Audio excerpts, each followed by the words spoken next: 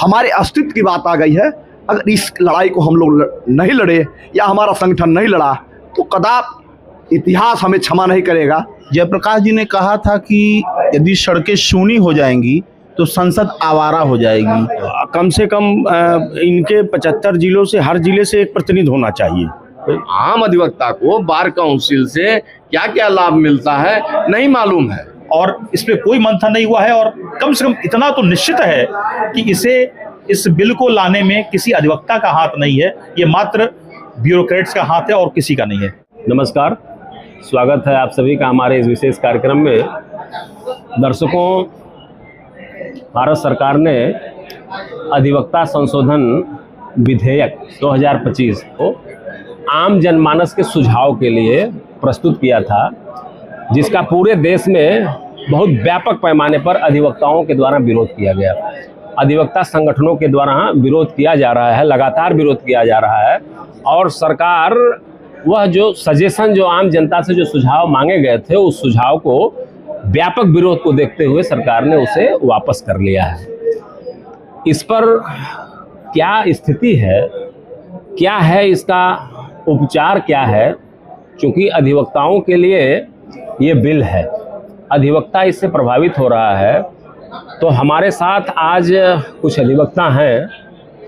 हम इस समय उत्तर प्रदेश राज्य के गोरखपुर ज़िले में हैं, गोरखपुर दीवानी कचहरी में हैं और हमारे साथ दीवानी कचहरी के अधिवक्ता हैं। हम आज इनसे ये जानेंगे कि अधिवक्ता संशोधन बिल जो है, आखिर क्यों इसका व्यापक स्तर पर विरोध हो रहा है, क्या इसमें खामियां हैं और किस तरह से इन खामियों को दूर करके इसे और बेहतर बनाया जा सकता है या इसकी ज़रूरत नहीं है। तो इसी पर आज हम परिचर्चा आयोजित कर रहे हैं। हमारे साथ हमारी दाहिनी तरफ बद्री विशालधर दुबे जी हैं, यहाँ वरिष्ठ अधिवक्ता हैं। उनके बगल में परमात्मा द्विवेदी जी हैं, बीच में अनुज अस्थाना जी हैं, उनके बगल में अजय आनंद सिंह मुन्ना हैं और बिल्कुल आखिरी में दाईं तरफ अनूप पांडे एडवोकेट जी हैं। आप सभी वरिष्ठ अधिवक्ता हैं दीवानी कचहरी गोरखपुर के, और सबकी अपनी एक राय है। तो हम ये जानना चाहेंगे कि किस तरह से, आखिर क्यों इसका विरोध अधिवक्ता साथी कर रहे हैं। बद्री विशालधर दुबे जी, मैं आप ही से शुरू करता हूँ कार्यक्रम कि ये जो सरकार की जो मंशा है, सरकार ने जो बिल समाज के सामने रखा है और इसका जो व्यापक विरोध हो रहा है, आखिर क्या है इसमें खामी, किसकी वजह से आप अधिवक्ता लोग इसका विरोध कर रहे हैं, क्या कहेंगे? सभी लोगों को नमस्कार।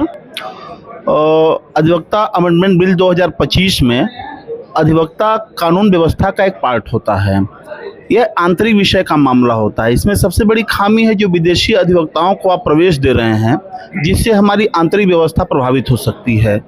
दूसरे जो भी लोकतांत्रिक संस्थाएं हैं, उनको किसी न किसी रूप से प्रभावित करने के लिए, अपने दबाव में लेने के लिए एक व्यवस्था बनाई जा रही है, जो एक स्वायत्त संस्था है, जो सदैव देश के समाज के हित में कार्य करती रही है।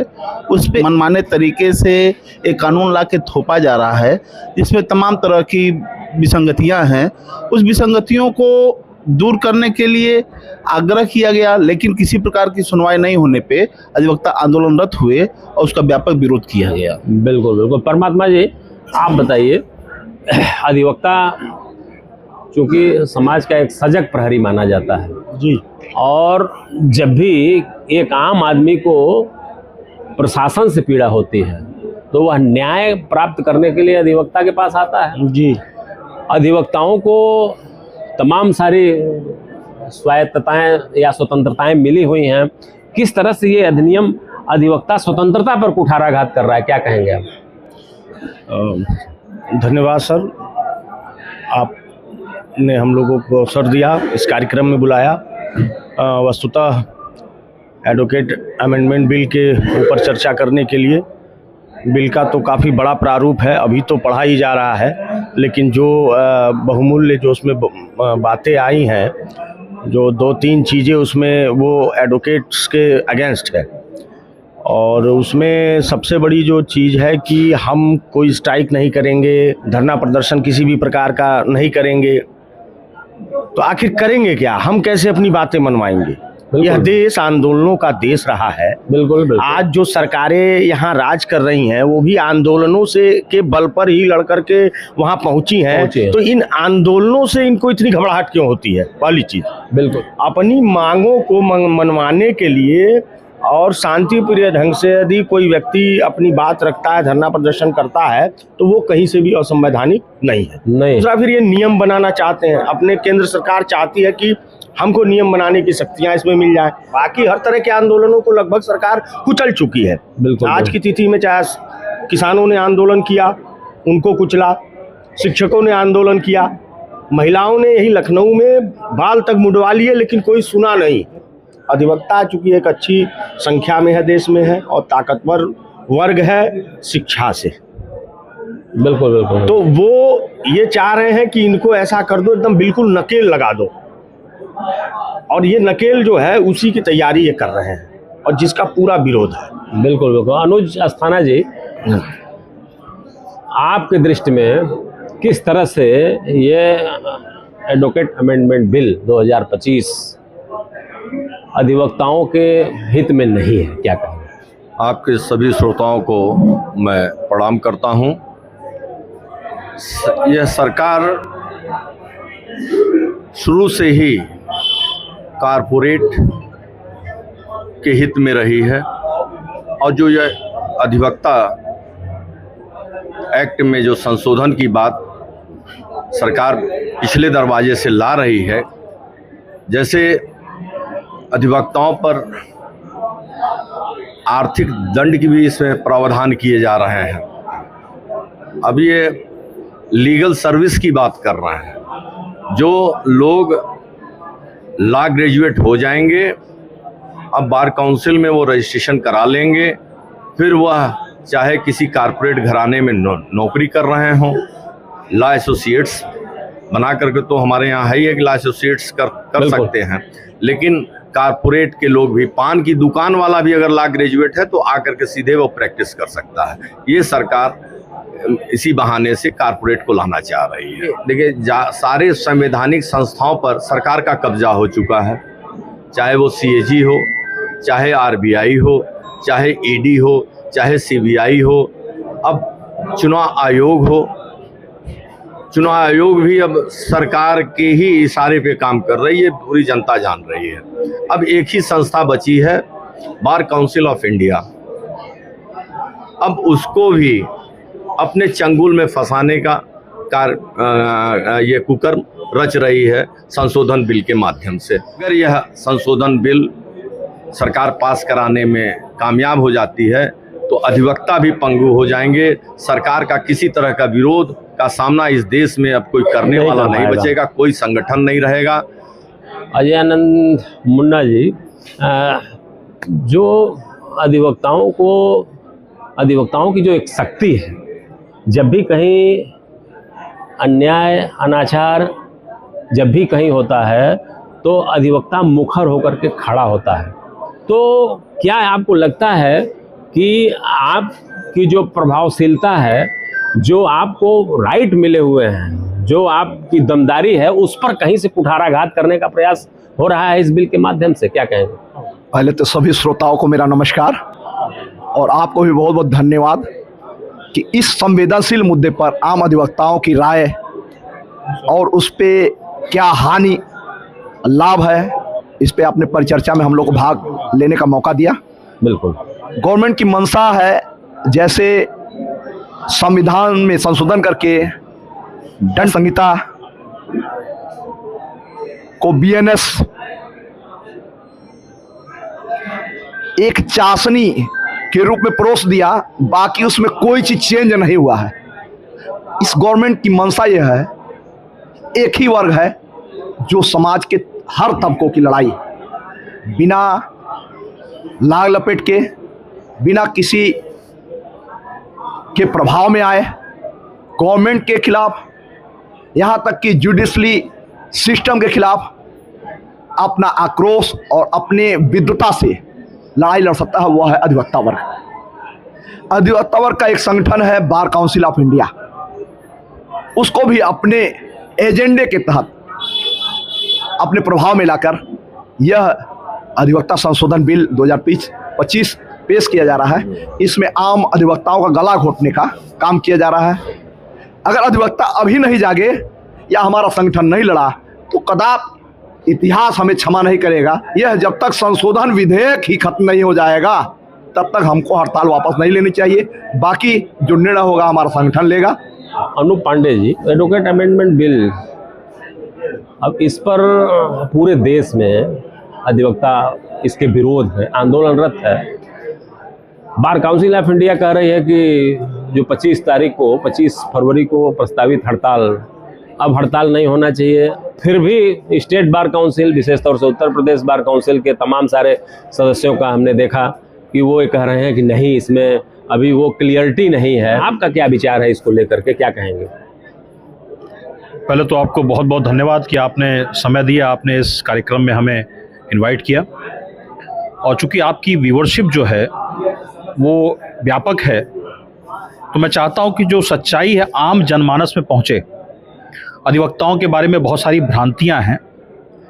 एक जनरल भ्रांति ये है कि अधिवक्ता जनरली स्ट्राइक पे रहते हैं, तो इस पे मैं बाद में आऊँगा। पहले तो आपने जो एक बात उठाई है, बिल्कुल उस पर स्पेसिफिक बात करूँ तो इन्होंने कुछ चीज़ें एक लेटर के माध्यम से वापस ली हैं।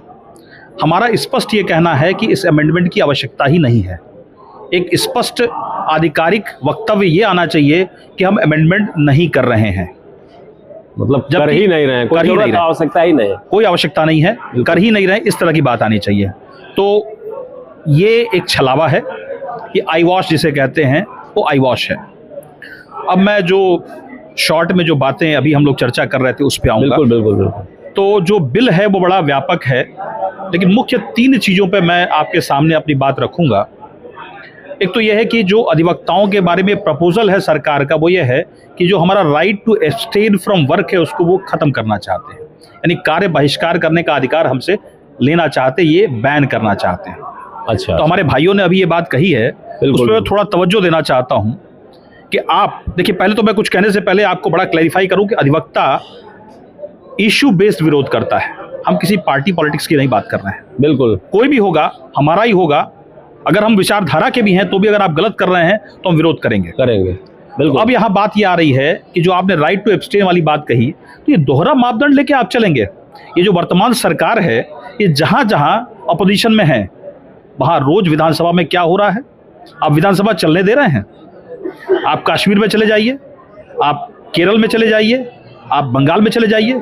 मेरा यहाँ पे विषय नहीं कौन सही है कौन गलत है। बिल्कुल, मेरा विषय ये है कि आप वहाँ कहते हैं, खुद आपका एक वक्तव्य जब संसद की बात आती है तो आप कहते हैं कि करोड़ों अरबों रुपए खर्च होते हैं इस डेमोक्रेटिक सेटअप में, इस व्यवस्था को चलाने के लिए, उस संसद को चलाने के लिए, और अपोजिशन जो है इस पूरे पैसे को बर्बाद कर रहा है।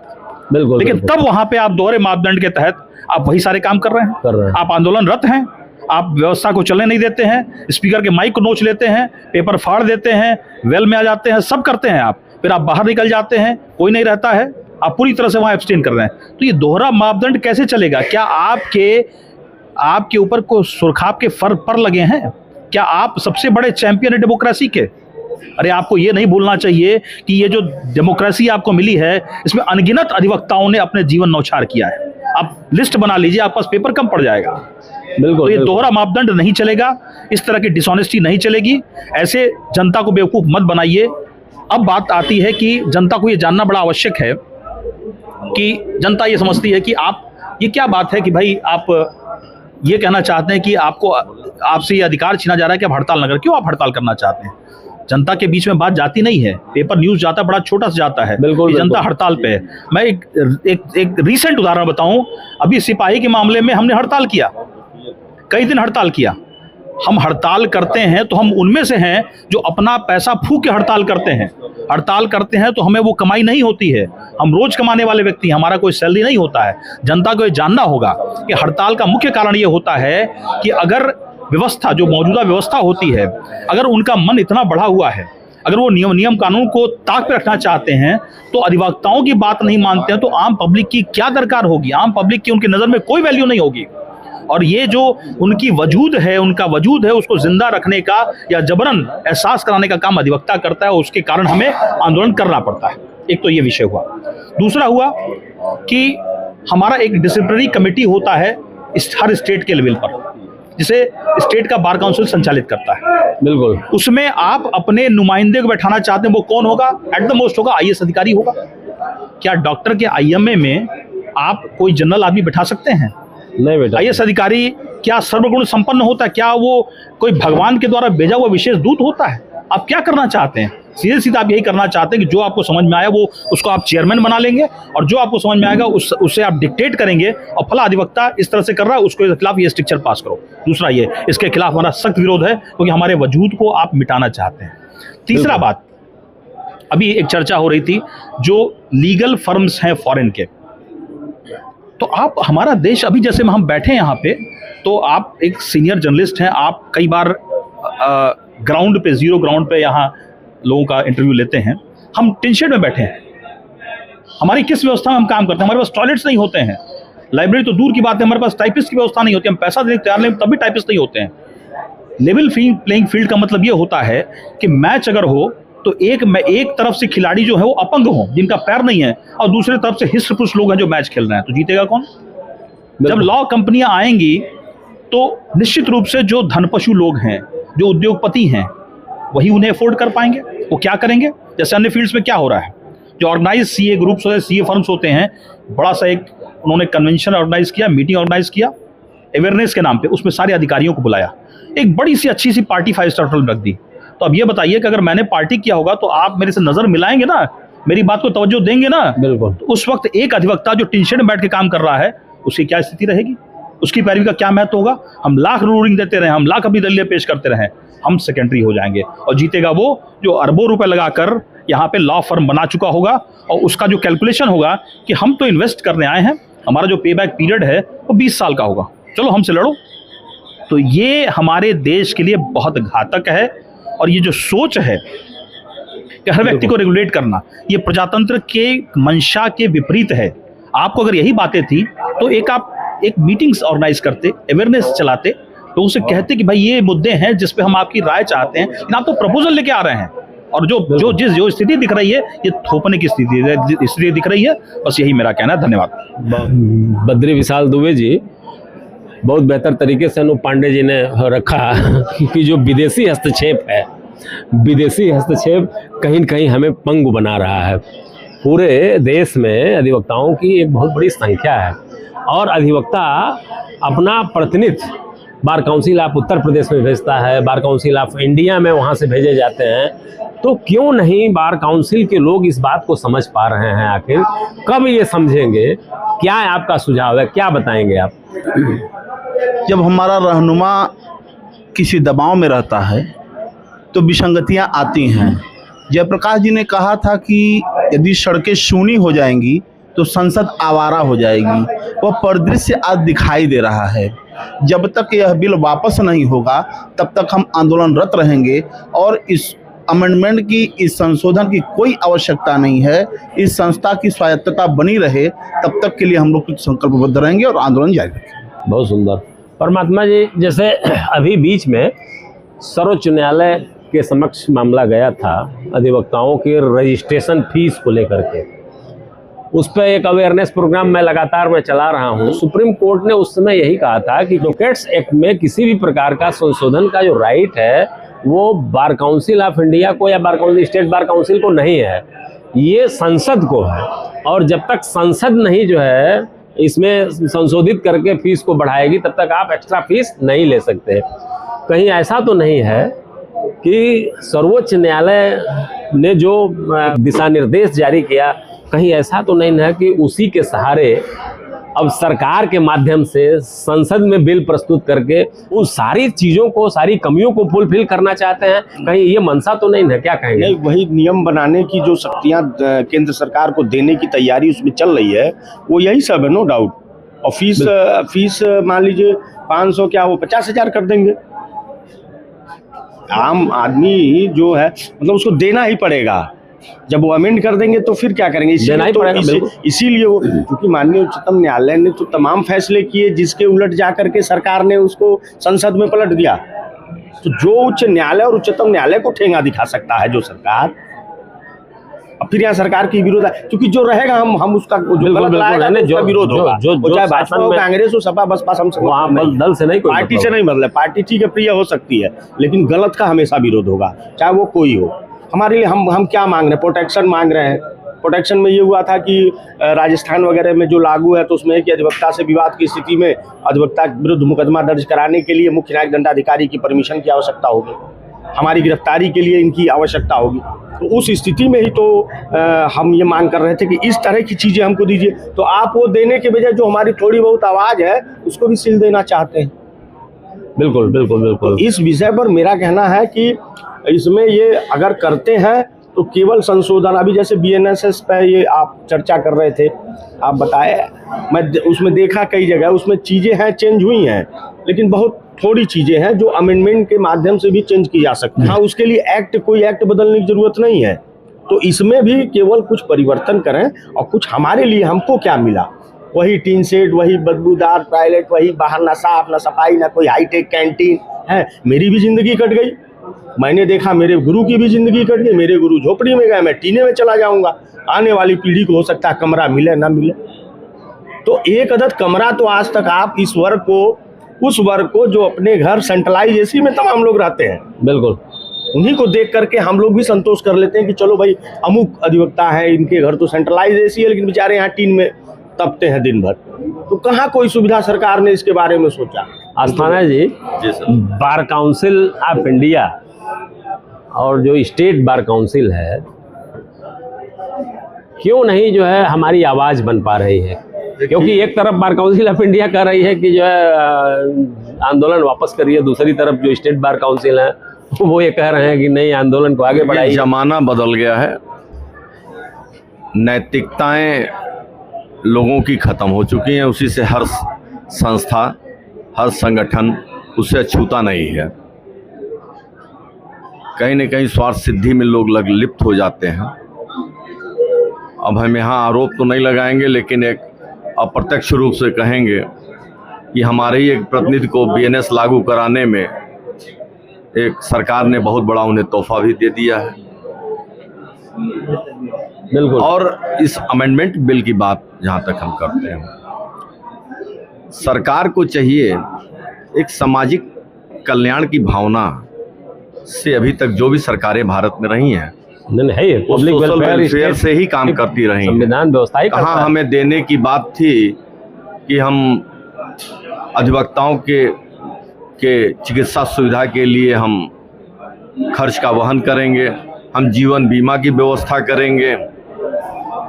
अब यहाँ संशोधन बिल ये तो दिया नहीं, और संशोधन बिल ला करके हमारे मुंह पर एक टेप चिपकाने का काम कर रही है। बड़ी चतुराई से उन्होंने जो अभी मांगा था ईमेल के जरिए से, अब कह रहे हैं कि हम स्टेक होल्डर से राय लेंगे।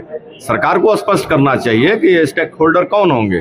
ये स्टेक होल्डर वही बार काउंसिल ऑफ इंडिया के नामचीन लोग होंगे। कायदे से तो सरकार को जमीनी स्तर पर राय लेनी चाहिए, संशोधन होना चाहिए। संशोधन अच्छी बात होनी है, लेकिन अच्छे चीज़ के लिए होनी चाहिए, वेलफेयर के लिए होनी चाहिए। क्योंकि समय बदलता है, युग बदलता है, सोच बदलते हैं, विचार बदलते हैं। तो सिर्फ चीज़ 1961 की चीज़ें हैं, बहुत सी चीज़ें होंगी। अच्छी चीज़ों के लिए आप संशोधन करिए, उसका हम स्वागत करते हैं। बिल्कुल बिल्कुल। अजय आनंद जी, क्या लगता है आपको कि जो हमारा प्रतिनिधित्व है वो कहीं से जो है कमज़ोर दिखाई दे रहा है? क्या कहेंगे आप? पहले तो हमारे बारे में क्या कहा जाता है, officers of the court. Officers of court के साथ कितनी बड़ी ये साजिश रच रहे हैं। हमारी सुविधा क्या है? कुछ नहीं। आज हम आप कहाँ बैठे हैं? एक बाजार में, और ये एक ऐसा बाजार उत्पन्न करना चाहते हैं जो इनके द्वारा बनाए गए कानून, इनके द्वारा बनाए गए जजमेंट को खरीदने की क्षमता रखेगा। लेकिन हमारे जो नेतृत्व हैं, जो हमारे रहनुमा हैं, इसके बारे में भी सोच नहीं पा रहे हैं। हमको लगता है कि हो सकता है हम नहीं पहुंच पा रहे हैं या वह नहीं पहुंच पा रहे हैं। हमारे रहनुमा बिके हुए हैं, उनको सरकार का प्रसाद चाहिए। हमारे बार काउंसिल ऑफ इंडिया ने कहा कि हड़ताल वापस ले लीजिए। किन दबाव में कहा गया? क्या मिला इनको? और क्या सरकार ने अपने उस बिल को वापस ले लिया? अगर नहीं लिया तो मैं कहता हूं हमारा नेतृत्व बिका हुआ है और ऐसे नेतृत्व के किसी मंशा को हम कामयाब नहीं होने देंगे। बहुत सुंदर, बहुत सुंदर। पांडे जी, एडवोकेट एक्ट बना 1960 में, 61 में लागू हुआ, तो उसमें जो निर्वाचन की व्यवस्था बनाई गई थी उत्तर प्रदेश में, जैसे 25 सदस्य निर्वाचित होकर जाते हैं, उस समय की परिस्थिति कुछ रही होगी, जिले कम रहे होंगे, लेकिन आज की स्थिति बदल चुकी है। आज 75 जिले हो चुके हैं, अधिवक्ताओं की संख्या बढ़ चुकी है। तो अधिवक्ताओं के जो उनका जो प्रतिनिधित्व है वो अपर्याप्त है। और दूसरी चीज़ की जो बार काउंसिल ऑफ इंडिया में, बार काउंसिल ऑफ इंडिया के सदस्यों का निर्वाचन डायरेक्ट हम नहीं करते हैं, डायरेक्ट अधिवक्ता नहीं करता है, वो स्टेट बार काउंसिल में अपना प्रतिनिधि भेजता है और स्टेट बार काउंसिल वहाँ से वो भेजते हैं। हमें लगता है कि डायरेक्ट वहाँ न जाना, उनको डायरेक्ट अधिवक्ताओं के बीच में आके वोट मांगने की जरूरत नहीं पड़ती है, इसीलिए ये विरोधाभास दिख रहा है स्टेट बार काउंसिल और जो बार काउंसिल ऑफ इंडिया है। तो क्या एक संवैधानिक सुझाव क्या है आपका हो सकता है, क्या कहेंगे इस पर जो है?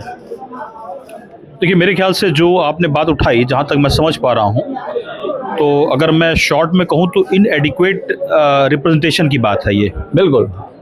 और जो सेटअप है उसके बारे में आप लगातार मुहिम चला रहे हैं, मैंने आपके कई कार्यक्रम इस बारे में देखे हैं, तो मुझे लगता है कि इस पर बहुत लंबे चर्चा की आवश्यकता है ही नहीं है।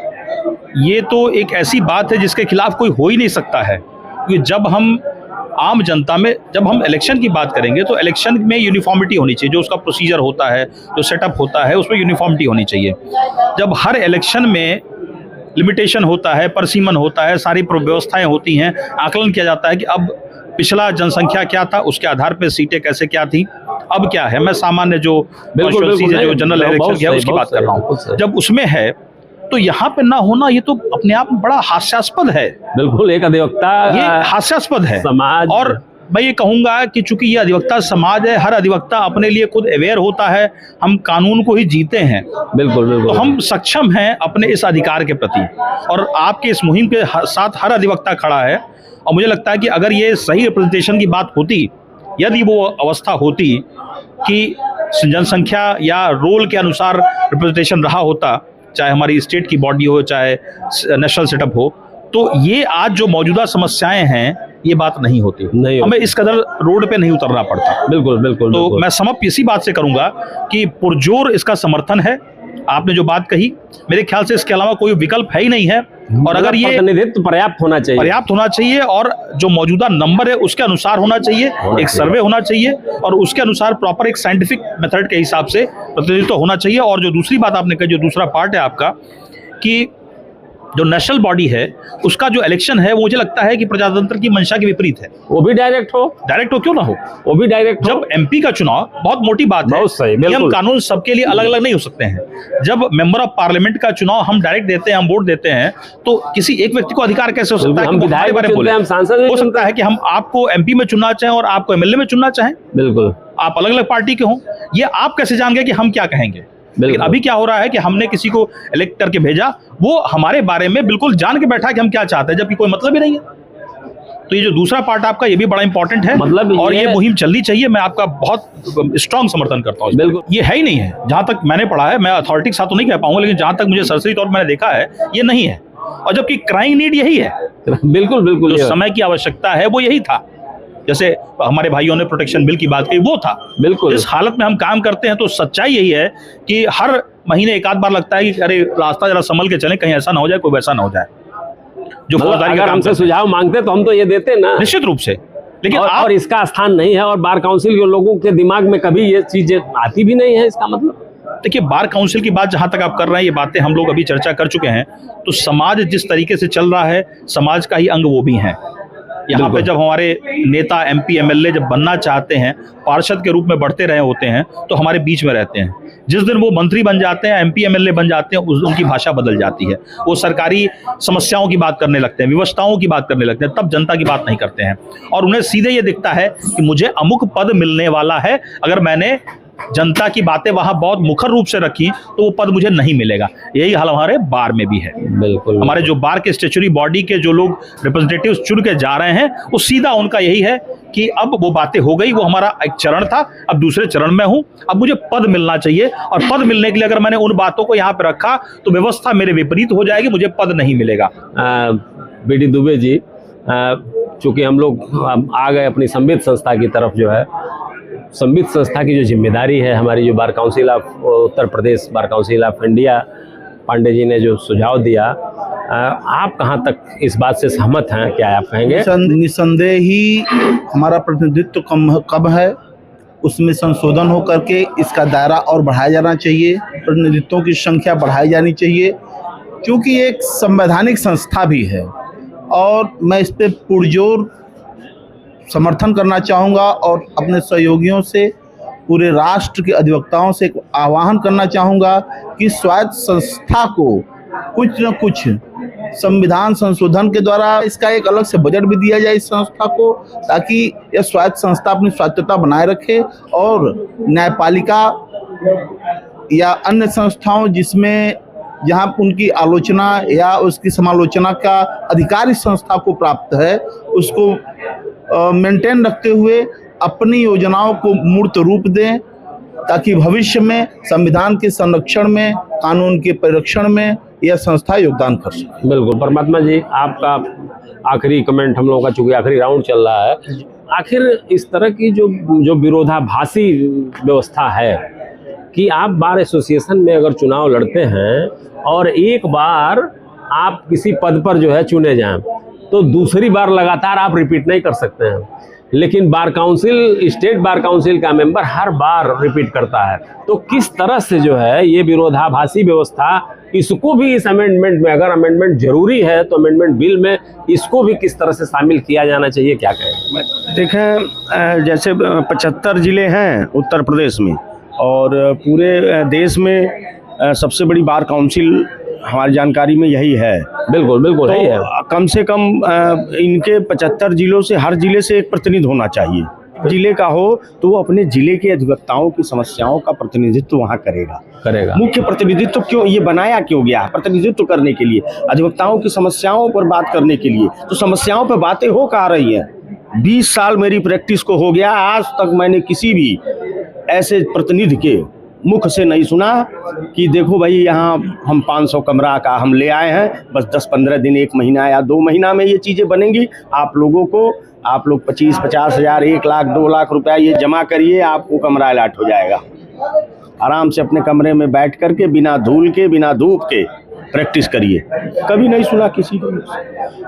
कोई क्लेम की बात आती है कि कोई पैसा किसी अधिवक्ता को मतलब बीमारी हो गई है कोई गंभीर, या उसके लिए कोई सिस्टम नहीं है यहाँ। किसी अधिवक्ता को लोन की ज़रूरत है, लोन वाले कहते हैं कि पुलिस वालों को और अधिवक्ता को लोन नहीं देते हैं। सामने नहीं बोलते हैं सब, लेकिन पीठ पीछे सब बातें करते हैं, वो कंपनी वाले बताते हैं कि नहीं देते हैं। तो इस संबंध में भी हमारी संस्था के पास कहीं कोई सिस्टम नहीं है कि अधिवक्ता को आप कैसे मना कर सकते हो। जो अधिवक्ता भारत के सारे राष्ट्रीयकृत बैंकों का यही अधिवक्ता है, उसी अधिवक्ता को लोन नहीं मिलता है। बड़ी मुश्किल से कार लोन मिला मुझे, मैंने कार ली और 5 साल में मैंने एक भी किस्त लैप्स नहीं की। इसी की वजह से मैंने उससे कहा कि ये लिख लेना अपने पास, और अधिवक्ता के बारे में कभी ऐसा मत करना। तो हम लोग तो सम्मान बचाने की कोशिश कर रहे हैं, लेकिन हमारी मात्र संस्थाएं जिनके लिए उनका निर्माण हुआ, वो हमारी उसको बचाने, गरिमा को बचाने की कोशिश नहीं कर रहे हैं। बिल्कुल। तो एक्ट में ये सारे अमेंडमेंट होने चाहिए कि हमको, हमारे लिए सुविधाएं क्या है सरकार की तरफ से, वो चीज़ें नहीं है। हमको प्रोटेक्शन हमको ये मिलना चाहिए। कोई फ्लीट चल रही हो शहर में, हम अगर यूनिफॉर्म में आ रहे हैं, कचहरी हैं यूनिफॉर्म में, अपनी कार से हैं, मोटरसाइकिल से हैं, हमको रोका ना जाए। काफिला चाहे किसी का हो, हमको उससे नहीं मतलब है। हमको गंतव्य अपने कचहरी में जाने के लिए हमारी बेल लगी हुई है 11:30 बजे, आपने 11 10 बजे से सड़क रोक दिया है, वो अधिवक्ता जाएगा नहीं, उसकी बेल खारिज हो जाएगी, उसका नुकसान होगा, जुडिशरी का भी, सबका समय खराब होगा। तो इन सारी चीज़ों पर हमको चाहिए, हमारे परिवार पर, हमारे ऊपर कोई हमला या किसी की पैरवी को लेकर के कोई हमला या कोई घेराबंदी होती है, तो उसमें भी हमको विशेष कोई सुरक्षा चाहिए, जहाँ एजेंसी जहाँ जा करके हम गुहार लगा सकें। देखिए, जब बार काउंसिल का निर्माण हुआ उस समय आपने भी कहा कि जिले कम थे, जनसंख्या कम थी, बिल्कुल। वकीलों की स्ट्रेंथ भी कम थी। उसके अनुसार 25 लोगों को हाँ, उनका निर्वाचन होता था, निर्वाचन हो ही रहा है, अभी भी हो रहा है। एक वो पद्धति बनाई गई। लेकिन अब बहुत बड़ी जनसंख्या हमारे बार काउंसिल में रजिस्टर्ड अधिवक्ताओं की हो चुकी है। जिस तरह से सांसद के लिए, विधायक के लिए एक जनसंख्या नीति काम करती है कि इतने वोटर मतदाताओं पर एक प्रतिनिधि रहेगा, उसी तरह से हमारे बार काउंसिल में, स्टेट बार काउंसिल में कितने अधिवक्ता रजिस्टर्ड रहें उस पर एक प्रतिनिधि होना चाहिए। और अगर वो नहीं बढ़ाते हैं तो प्रतिनिधित्व के लिए भी एक PIL दाखिल होनी चाहिए, जिसके हम हर सहयोग करने को तैयार हैं। तो वही कहें कि सरकार की मंशा जो हमने कहा ना वेलफेयर की होनी चाहिए, वेलफेयर की है ही नहीं है। अभी पिछले महीने झुंझुना केंद्रीय विधि मंत्री इलाहाबाद में थमा गए थे कि हम अधिवक्ताओं के मेडिक्लेम जीवन मृत्यु बीमा ला रहे हैं, लेकिन इस अमेंडमेंट बिल में कहीं भी नहीं है, वेलफेयर की बात कहीं नहीं है। बिल्कुल बिल्कुल। एडवोकेट प्रोटेक्शन एक्ट की बात कहीं नहीं है। केवल आप अधिवक्ताओं के अधिकार को कटौती कर रहे हैं इस बिल में। कारण क्या है कि आप पहली बार भी बोला कि संवैधानिक संस्थाओं पर अंकुश लगा चुके हैं। आपने मीडिया को भी अपनी व्यवस्था में शामिल कर लिया है। कोई भी स्ट्रीम मीडिया आपके खिलाफ बोलने वाला नहीं है। एक संस्था बची हुई है जो आंख की किरकिरी सरकार की बनी हुई। इसलिए सरकार अमेंडमेंट बिल ला करके हम लोगों पर अंकुश लगाने का काम कर रही है। दूसरी चीज, भैया ने कहा था, देखिए बार काउंसिल में कुछ वेलफेयर स्कीम भी चलते हैं, लेकिन बड़े चोरी छिपे चलते हैं। ये जो आपने कहा बार बार चुने जाते हैं, ये लाभार्थी अपने बना रहे हैं। कुछ हमारे बीच भाइयों को लाभार्थी बना करके उनके वोट को अपने पाले में करना, क्यों नहीं गैप होना चाहिए कि चुनाव आम अधिवक्ता को बार काउंसिल से क्या क्या लाभ मिलता है नहीं मालूम है। इनोसेंट है हमारा अधिवक्ता इस बारे में। उसके डेथ पे क्या मिलेगा, उसके बीमारी पे क्या मिलेगा, कहाँ उसकी सुरक्षा रहेगी, ये कहीं नहीं बताते। केवल अपने लाभार्थियों को धीरे से मदद कर देते हैं। अजय आनंद जी, बार काउंसिल जो है, इस बात को बार काउंसिल जो हमारा मतलब संविध संस्था है, हमारा प्रतिनिधि वहाँ रहता है, तो सरकार ने क्यों नहीं आखिर इन लोगों से पहले विचार विमर्श किया? आखिर ये सारी जो समस्याएं हैं ये हमारे ही और आपके बीच से तो ये लोग जाते हैं। तो ये बिल जो व्यापक विरोध इसका हो रहा है, इसका तात्पर्य है कि कहीं न कहीं सरकार अपना मनमानीपन थोप रही है। और भले ही बार काउंसिल ऑफ इंडिया उस बिल का समर्थन कर रही हो या सरकार के पक्ष में झुकी नजर आ रही हो, हमें लगता है कि बार काउंसिल ऑफ इंडिया में भी खुले रूप से इस पर चर्चा सरकार ने नहीं कराई होगी। क्या आप कहेंगे? बहुत बड़ा मुद्दा, बहुत बड़ी बात आपने इस डिबेट के माध्यम से रखा है। सबसे बड़ी बात यह है कि जैसे आम जनता को अपने अधिकार के बारे में नहीं मालूम है, वैसे ही हम जो बुद्धिजीवी और कहलाते हैं, हमको भी अपने अधिकार के बारे में नहीं मालूम। हमारा चुना हुआ रहनुमा चुनकर जाने के बाद हमारे लिए क्या करता है, अभी आपने बताया कि जो कुछ लोग को लाभान्वित करके वो वोट ले लेते हैं। सरकारें भी यही करती हैं। और सरकारें किससे हैं? हमारे आप से। हमारे आप को दलगत आधारों पर बांटकर सरकार अपने कुचक्र को रच रही है। उदाहरण स्वरूप हमारे बार काउंसिल ऑफ इंडिया के चेयरमैन साहब को देख लीजिए, वो राज्यसभा के एक पार्टी विशेष के मेंबर हैं। सीधे सीधे मैं प्रश्न चिन्ह भी उठा रहा हूं और सीधे सीधे मेरा आरोप भी है कि सरकार लाभान्वित करके उन्हें हमारे जो गर्दन पे हथियार रख करके उनके माध्यम से हमारा शोषण करना चाहती है। आज तक आम अधिवक्ताओं दिया क्या इन्होंने? हमारे जो भाई चुन करके प्रतिनिधि के तौर पे जाते हैं, मैं सारे लॉ ग्रेजुएट्स की बात कर रहा हूँ, सारे वकीलों की बात कर रहा हूँ, कोई गृह मंत्री है, कोई वित्त मंत्री है, कोई लॉ मिनिस्टर है, लेकिन वह पीछे जो आपका भाई छोड़ के गए हैं, जिन दुश्वारियों को झेल कर आप भी गए हुए हैं, उनके बारे में आपने कभी चर्चा नहीं की, कभी सोचा नहीं। तो इसलिए मैं ये कहता हूं कि हमें भी अपने अधिकार को बारे में मालूम नहीं है। और आपका एक मिशन जो है 75, प्रत्येक जिले से एक प्रतिनिधित्व, उसका मैं पुरजोर समर्थन करता हूं, क्योंकि इससे वृहद रूप से जो एक बिल्कुल बिल्कुल संशोधन होने वाला है, उसमें को शामिल करना है। वो आपत्ति भी आता है।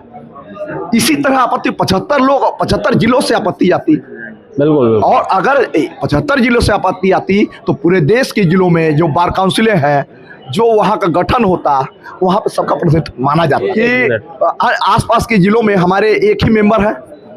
बिल्कुल बिल्कुल। बनारस में 2-2, 3-3 मेंबर है। कॉन्स्टिट्यूएंसी का निर्धारण नहीं है, निर्धारण ही नहीं है। और कितना बड़ा हमारे साथ कितना बड़ा छलावा है ऐसी संस्थाओं के माध्यम से।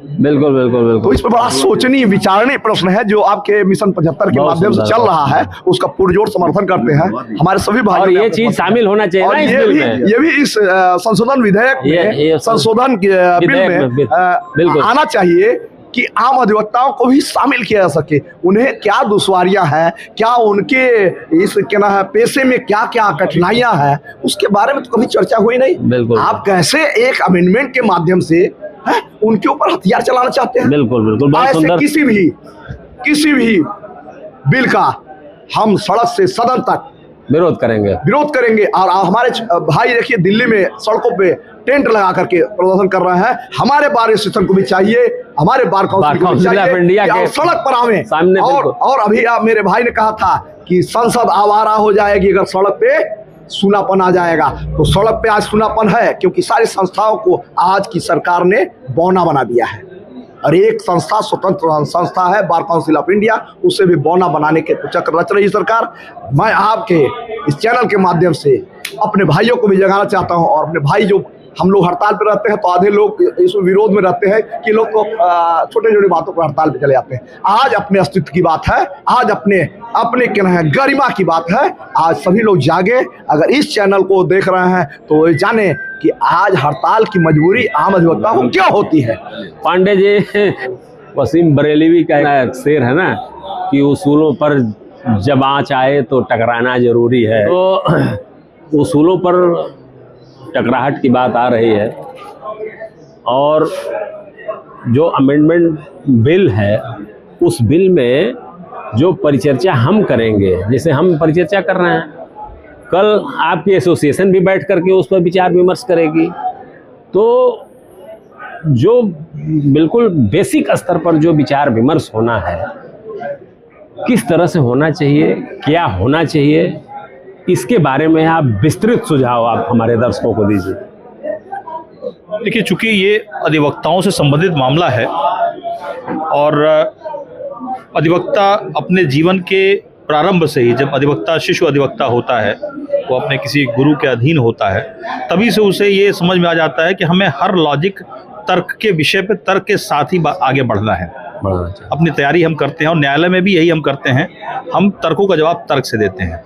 तो ये लड़ाई हमें बहुत सिस्टमेटिक ढंग से लड़नी पड़ेगी और हर स्तर पर, हर जिले स्तर पर कमेटी बनाकर बातों को रखना पड़ेगा, प्रेशर ग्रुप बनाना पड़ेगा, सरकार से वार्ता करनी पड़ेगी। सबसे बड़ी बात, आम जनमानस में मीडिया के माध्यम से अपनी बात पहुंचानी पड़ेगी। जनता को ये बताना पड़ेगा कि अगर ये बात सिर्फ अधिवक्ता के वजूद की बात नहीं है, अधिवक्ता है क्या, ये समझना मैं आपके माध्यम से जनता से बात करना चाहता हूँ, मुखातिब होना चाहता हूँ। बिल्कुल बिल्कुल। कि जनता जब किसी सिस्टम से परेशान होती है, जब त्रस्त होती है, पीड़ित होती है, उसके विरुद्ध अन्याय होता है, तो सिस्टम में आती है, वो कॉन्स्टिट्यूशन में आती है। कॉन्स्टिट्यूशन के तहत उसकी आवाज़ हम बनते हैं। बिल्कुल, हम उसकी आवाज़ को उठाते हैं, कोडिफाइड फॉर्म में उसकी बात को रखते हैं। अगर अधिवक्ता को सही कहने से रोका जाएगा, निर्द्वंद होकर अपनी बात रखने से रोका जाएगा, तो ये बात अल्टीमेटली आम जनता पे आएगी। बिल्कुल, ये बात सिर्फ अधिवक्ताओं के वजूद तक सीमित नहीं है। हम लोग भी पढ़े लिखे लोग हैं, ऐसा नहीं है कि हमारा जो प्रोफेशन है वो खत्म होने जा रहा है। लेकिन बात अगर एक वाक्य में कहें तो यही है कि निर्द्वंद होकर अपनी बात कहने से हमें रोका जा रहा है कि आप रेगुलेटेड फॉर्म में अपनी बात कहिए। तो जिस दिन रेगुलेटेड फॉर्म में हम अपनी बात कहेंगे तो आम जनता की बात कहाँ पहुंचा पाएंगे? बिल्कुल। हम ये देखना होगा कि ये बात कहीं ऐसा तो नहीं व्यवस्था के विपरीत है। और जनरली अधिकतर मामलों में हम व्यवस्था से ही लड़ते हैं।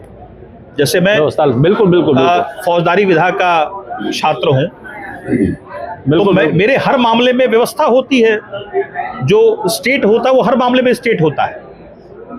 अगर मुझे डर होगा, मुझे मन में झिझक होगा कि मुझे मेरा ये लक्ष्मण रेखा है, इसके आगे मैं नहीं जा सकता हूं, तो मैं क्या आम जनता को न्याय दिला पाऊंगा? मैं अपने घर का मुकदमा नहीं लड़ता हूं, मैं आम जनता की बातों को ही रखता हूं। बिल्कुल बिल्कुल।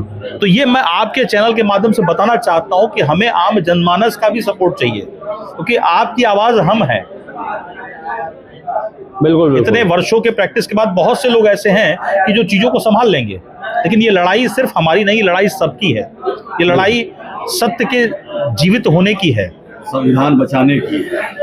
अगर हम आपकी आवाज बन रहे हैं, आपकी आवाज को नहीं रख पाएंगे तो डेमोक्रेसी का जो ढांचा है वो खत्म हो जाएगा, जर्जर हो जाएगा, टूट जाएगा।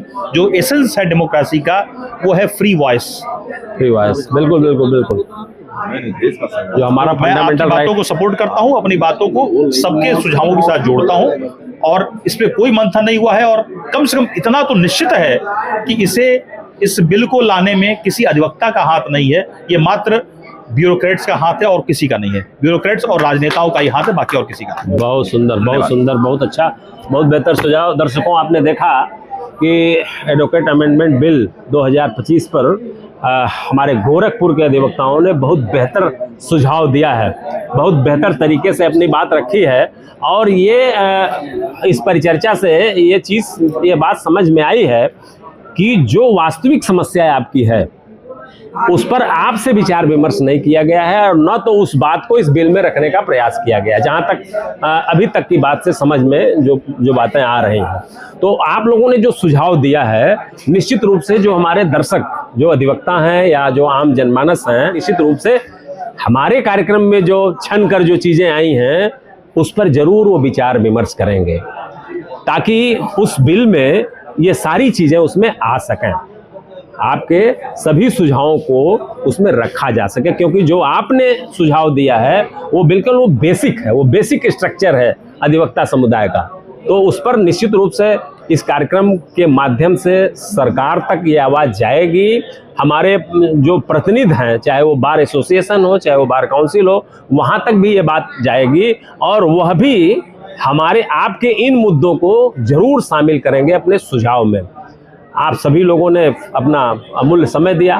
पांडे जी, अनूप पांडे जी, अजय आनंद मुंडा जी, अनुज अस्थाना जी, परमात्मा द्विवेदी जी, बद्री विशालधर दुबे जी, आप सभी लोग अपना अमूल्य समय निकाल करके यहाँ आए और एक बहुत ही महत्वपूर्ण मुद्दे पर आपने अपना सुझाव प्रस्तुत किया। इसके लिए आपको बहुत बहुत धन्यवाद।